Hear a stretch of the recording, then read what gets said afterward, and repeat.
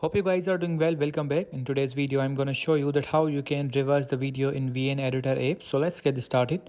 So first of all, what we have to do, simply we have to go to the VN app. So I'm going to click on the VN app here. And after opening the VN app, as you can see now, these are the all recent projects here. If you want to create a new project, simply we have to click on this new project option, and then we have to click on the new project again. And now we have to choose the video, that which video you want to use. For example, I want to use this one here. So we have to click on this. We have to choose it. And now I'm going to click on this video. So as you can see, we are redirected here.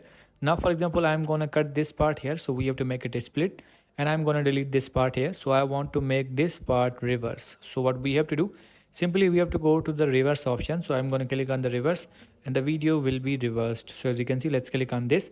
And as you can see, it's loading. So we have to wait for a few seconds until it load. And after that, the video will be reversed, and then you can use it. So in this way, you can reverse any kind of video in the VN Editor app.